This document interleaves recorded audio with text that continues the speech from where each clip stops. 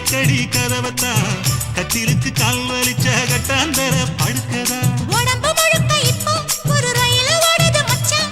பழச்சு நறுக்க சொல்லி என் வளையல் கிஞ்சது மச்சான் அடடா அல்வா துண்டு இடுப்பு போங்கிடுப்பு அழகா பத்தி கிச்சி நெருப்பு தூள் கிழப்பு சலக்கு சலக்கு சரிக சேல சலக்கு சலக்கு வெலக்கு வெலக்கு வெக்கம்